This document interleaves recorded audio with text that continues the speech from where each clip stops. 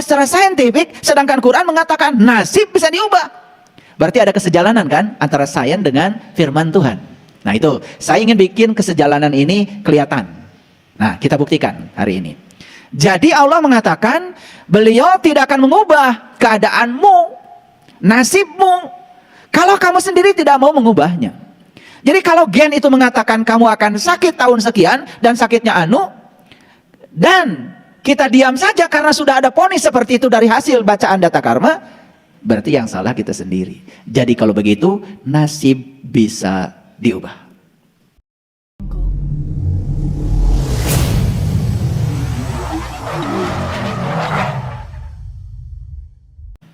Jadi sangat masuk akal kalau di Quran ada firman Allah yang mengatakan Iqra kitabaka, baca kitabmu. Nah kitab berarti sesuatu yang di dalamnya ada informasi. Nah kitab yang harus kita baca itu sebetulnya adalah tubuh kita sendiri. Jadi nggak mungkin Quran tiba-tiba menyatakan pada kita Iqra kitabaka, baca kitabmu, baca kitabmu. Dan selama ini kita salah kaprah.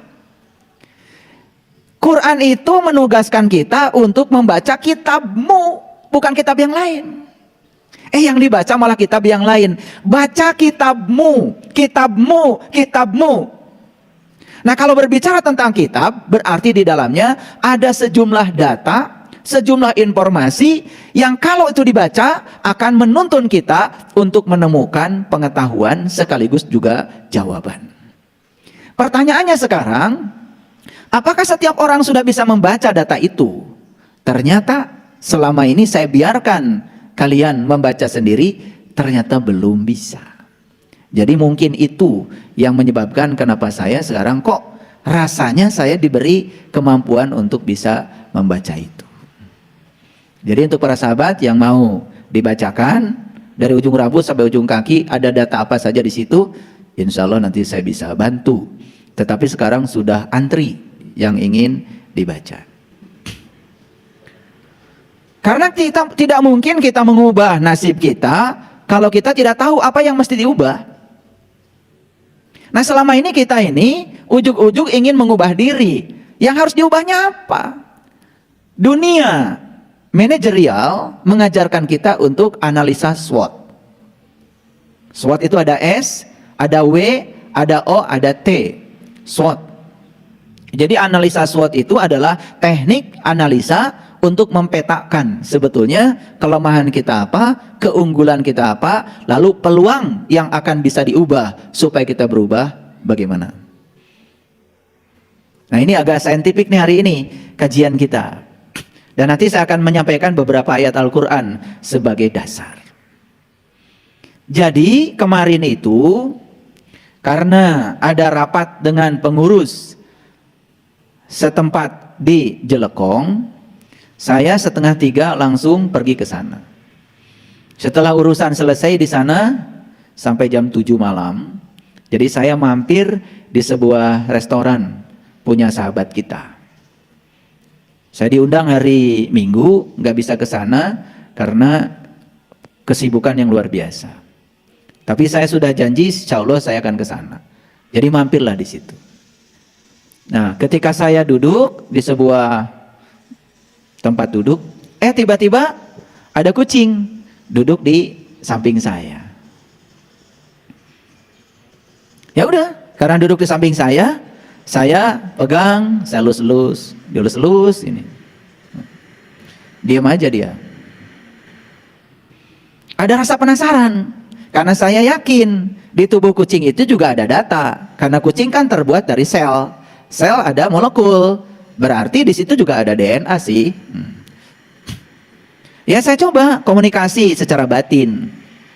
Diam-diam saya komunikasi. Maaf, ini rasa saya. Tetapi saya yakin rasa ini bagi saya adalah benar. Jadi kalau para sahabat tidak percaya, boleh tidak percaya. Dan tidak usah percaya juga nggak apa-apa. Jadi saya ajak bicara nih si kucing ini. Diajak bicara oleh saya. Ini ada saksinya kemarin. Ada saksinya karena saya tidak sendiri. Nanti boleh tanya deh yang bareng dengan saya. Saya usap-usap padahal saya baru kenalan sama dia saat itu. Lalu terbacalah data itu. Mohon maaf. Jadi dia itu adalah sebuah ruh. Dan ruh ini dulu pernah hidup pada casing manusia.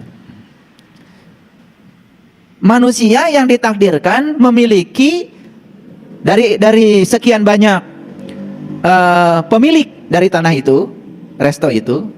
Jadi dia adalah salah satunya yang pernah ketitipan memiliki resto itu di zaman dulu. Jadi saat itu, ya kata dia, si resto itu berpindah tangan pada orang lain, tetapi dengan cara yang tidak sah menurut dia. Dan dia saat itu tidak bisa melepaskan itu begitu saja. Jadi terjadi kemelekatan yang sangat hebat kepada dia, kepada yang dimilikinya itu. Dan tiba-tiba dia sakit dan kemudian meninggal. Nah saat meninggal itu, dia tidak bisa melepaskan kepemilikannya. Nah itu yang menyebabkan kemudian dia harus terdegradasi memasuki tubuh yang sekarang. Kira-kira globalnya begitu. Lalu saya mulai makan. Saya pesan ikan. Karena saya tidak makan daging. Saya pesan ikan. Nah selesai saya makan satu ikan, saya ditawari lagi, mau nambah nggak ikannya? Nambahlah, karena ikannya kecil. Dikasihlah 2 lagi ikan nila. Itu. Nah kan ada kepala ikan tuh, yang sudah saya makan satu yang pertama. Nasi kepala ikan itu kemudian diambil oleh yang memiliki resto itu. Dikasihlah sama kucing yang di samping saya itu. Dia nggak mau. Saya nggak mau kepalanya katanya. Nah karena ada 2 ikan yang buat saya bilang sama dia, udah kita berdua aja nih, kamu satu, saya satu. Saya kasih yang baru, begitu dikasih yang baru, dia juga jadi manja. Dicium-cium, nah, saya menangkap lagi bahasa dia, tolong dong katanya dipisahkan dagingnya. Udah akhirnya saya ambil dagingnya, saya kasih dia, mulai makan. Jadi manja saya bilang kamu. Baru makan. Gak mau makan kepalanya. Dan yang luar biasa, sepanjang saya makan, dia tidak mengganggu. Biasanya kebanyakan kucing, kalau kita lagi makan, ada bau amis, dia naik ke meja, mau ngambil. Sopan saya di sini. Jadi saya sambil makan, dia terus diusap. Jadinya saya penasaran.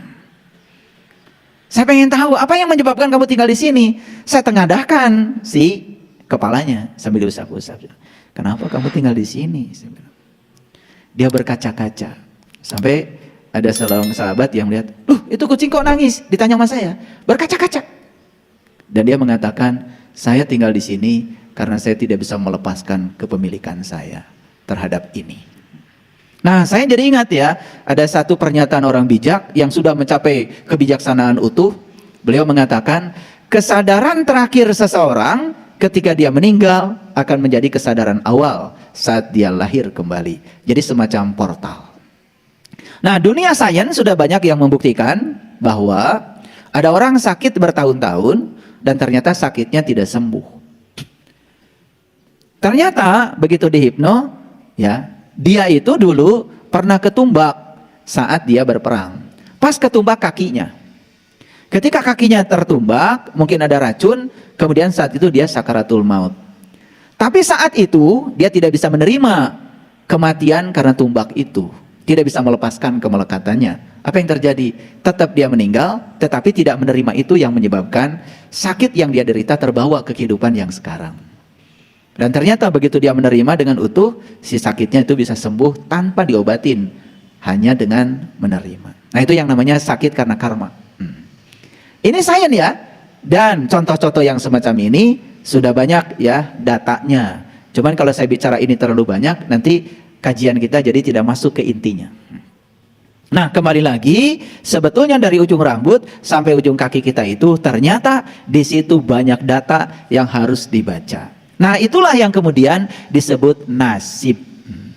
Jadi kenapa nasib kita berbeda? Yang membedakan nasib bukan Tuhan, bukan Allah. Karena saya dari kecil juga tidak percaya kalau Allah itu membedakan nasib kita.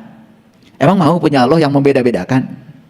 Si ini nasibnya begini, si itu nasibnya begitu. Saya nggak mau dari kecil punya Allah model gitu. Saya pengen Allah yang maha adil, yang memperlakukan setiap ciptanya sama. Ternyata yang menyebabkan nasib kita berbeda kehidupan yang sekarang karena kita datang ke sini sudah berulang-ulang.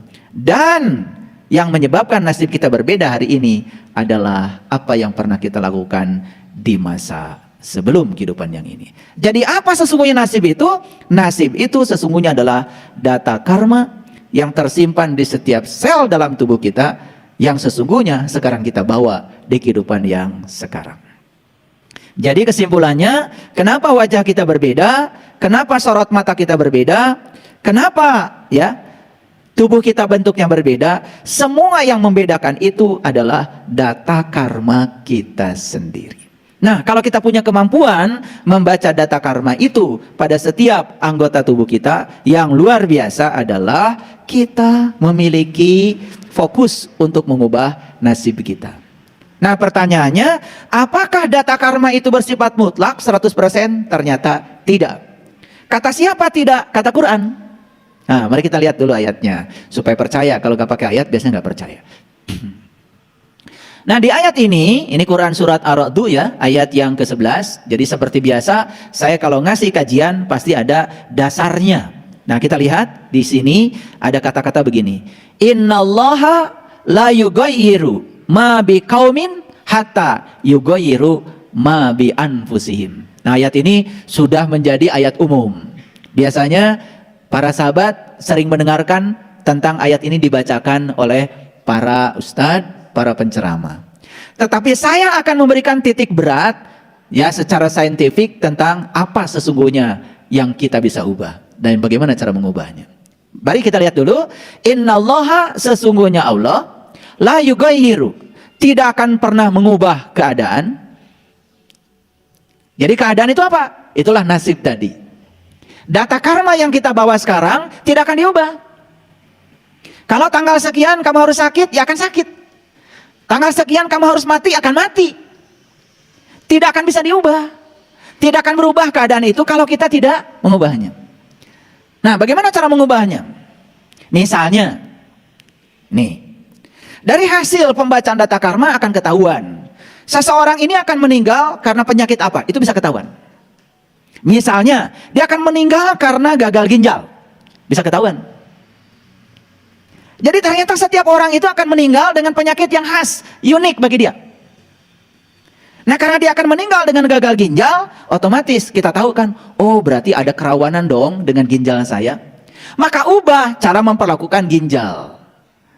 Walaupun sudah ada ketetapan secara data karma, tetapi karena kita bisa mengubah pola hidup kita, bisa jadi ketetapan itu berubah. Ini maksud saya. Jadi tidak mutlak 100%. Karena Allah sendiri mengatakan begini, innallaha la yughayyiru ma biqaumin. Sesungguhnya Allah tidak akan pernah mengubah ma. Ma itu apa-apa. Ma itu apa-apa. Ma itu keadaan. Nah, keadaan bagi saya adalah data karma. Keadaan bagi saya adalah nasib yang kita bawa akibat ulah kita sendiri. Bukan Allah yang membedakan nasib kita, tapi kita sendiri yang telah menciptakan nasib itu.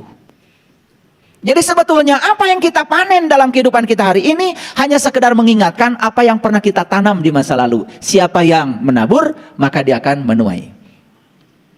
Oke, pelan-pelan ya ngajinya, konsentrasi. Karena ini penting. Di samping penting juga ini akan menjadi sangat berbahaya kalau menangkapnya tidak utuh. Oke, bisa dilanjutkan? Masih bisa konsentrasi? Makanya saya bilang tadi, lontong jangan dikeluarkan. Karena ini ngajinya agak berat, supaya lontong tidak mengganggu kesadaran kita. Jadi kalau lontong keluar lebih awal, kesadaran menurun. Dan saat kesadaran menurun, salah persepsi, salah interpretasi, salah proyeksi bisa terjadi. Karena begitu lontong sudah keluar pagi-pagi, kemudian menyantap lontong 2, gehu 2, perut mulai penuh, kesadaran langsung menurun. Sangat berbahaya. Jadi karena kajiannya berat, saya bilang lontong keluar hari ini spesial belakangan. Nah, lanjut dulu. Jadi sesungguhnya Allah la yughayyiru, tidak akan mengubah ma. Nah, ma di sini adalah apa-apa. Tapi ma ini sama saya diberi alamat yang lebih jelas lagi. Ma adalah data karma yang tersimpan dalam sel dalam tubuh kita yang kemudian disebut nasib. Tetapi nasib itu bisa diubah. Profesor Kazuo Murakami, seorang ahli bioteknologi, beliau mengatakan bahwa gen itu bisa diubah. Nah, cara mengubah gen cuma dua. Satu, sering senyum. Dan yang kedua, memperbanyak doa. Jadi keren ini. Ahli bioteknologi bicara di laboratorium, ya, bicaranya bukan di musola. Ternyata sel gen yang dalam sel itu bisa diubah dengan dua. Satu, sering senyum. Yang kedua, doa. Nah, makanya yang senyumnya kurang, biasanya penyakitnya banyak. Jadi sebetulnya penyakit seseorang itu bisa dilihat dari cara seseorang senyum. Gitu. Jadi kalau senyum saja mahal, ya udah segala penyakit datang. Bukan sekedar sakit kepala cenat-cenut, tetapi kemudian segala penyakit bisa datang. Nah, oleh karena itu, ya, kalau ingin sehat, produksi 4 hormon. Yang pertama dopamin, yang kedua endorfin, yang ketiga oksitosin, yang keempat adalah serotonin. Nah, kalau 4 hormon itu diproduksi secara terus-menerus, maka tubuhnya bukan sekedar sehat, tetapi jauh dari penyakit. Pokoknya orang yang banyak penyakit pasti kekurangan 4 hormon itu. Nah, orang-orang yang sakit-sakitan biasanya di dalam tubuhnya kebanyakan hormon adrenalin. Nah, adrenalin berasal dari 2. 1, kecemasan, 2, ketakutan. Nah, inilah kajian kita hari ini. Makanya kajian kita hari ini, ya, karena saya selalu dituntut untuk kasih judul, saya beri judul saja supaya gampang, yaitu melepaskan kemelekatan pada harta dan diri. Apa itu harta? Apa itu diri? Dan bagaimana cara melepaskannya? Itulah kajian kita hari ini. Ini udah hampir setengah jam baru nyampe ke judul, belum masuk ke intisarinya. Paham sekarang? Nah, jadi sekalipun kita datang ke sini membawa data karma, dari sisi sains, Profesor Kazuo Murakami mengatakan gen bisa diubah. Jadi kalau gen bisa diubah secara saintifik, sedangkan Quran mengatakan nasib bisa diubah. Berarti ada kesejalanan kan antara sains dengan firman Tuhan. Nah, itu saya ingin bikin kesejalanan ini kelihatan. Nah, kita buktikan hari ini. Jadi Allah mengatakan beliau tidak akan mengubah keadaanmu, nasibmu, kalau kamu sendiri tidak mau mengubahnya. Jadi kalau gen itu mengatakan kamu akan sakit tahun sekian dan sakitnya anu, dan kita diam saja karena sudah ada vonis seperti itu dari hasil bacaan data karma, berarti yang salah kita sendiri. Jadi kalau begitu nasib bisa diubah. Nah, ini berita gembira nih, nasib bisa diubah. Nah, kenapa selama ini kita gagal mengubah nasib kita? Satu, kita tidak tahu apa yang harus diubah. Yang kedua, kita juga tidak punya keterampilan bagaimana cara mengubahnya. Itu saja sebenarnya kegagalan kita. Jadi sibuk tetapi tidak jelas. Kan biasa kita ini sering sibuk tidak jelas ya? Gitu. Sudah kebiasaan sibuk tidak jelas.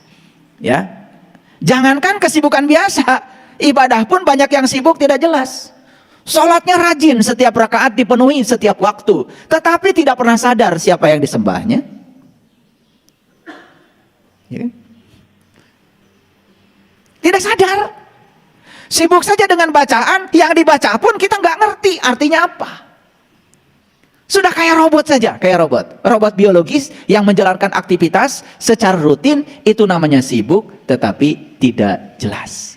Tetapi yang luar biasa, kelompok sibuk tidak jelas ini jumlahnya banyak.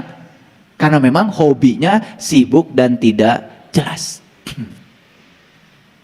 Makanya salah satu jalan baru yang saya tawarkan, ada salah satu YouTube saya, judulnya adalah 7 jalan yang menakjubkan. Salah satu tawaran dari saya adalah, cobalah mulai melakukan aktivitas yang tidak terjebak rutinitas, tapi terjebak oleh kepuasan.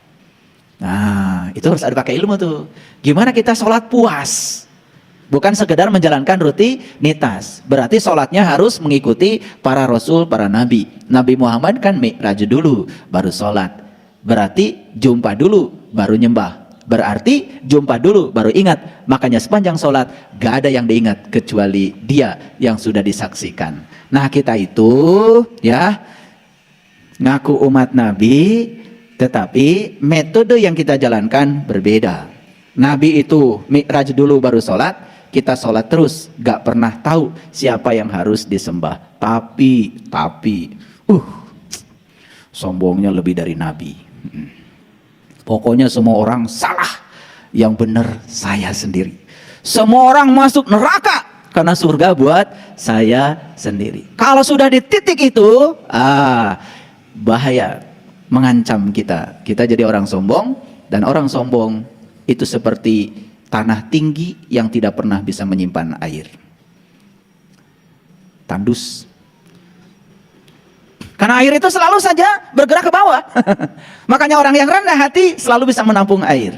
Makanya orang yang rendah hati subur dengan ilmu, orang yang tinggi hati kering kerontang gak punya ilmu, tapi dia menyangka seakan-akan dia kaya ilmu. Nah, itulah orang yang tidak tahu, tetapi dia tidak tahu bahwa dia tidak tahu.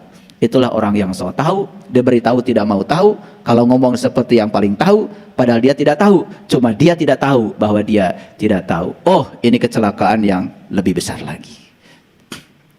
Jadi sekarang sampai ya di otak kita sekarang bahwa nasib bisa diubah. Nasib sudah tahu kan sekarang. Seluruh data karma yang tersimpan dalam sel DNA kita yang dibawa dari kehidupan yang lalu ke kehidupan yang sekarang. Walaupun itu dibawa oleh kita, bukan berarti itu tidak bisa diubah. Semuanya bisa diubah. Clear dulu sampai sini. Oke. Nah, itu sebabnya di Quran itu ada syarat. Syarat apa? Syarat mati. Syarat mati apa?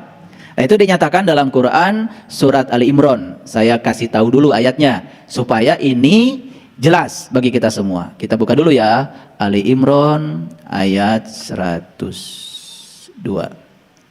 Baik, kita lihat. Ini ayat sering dibaca setiap khutbah Jumat.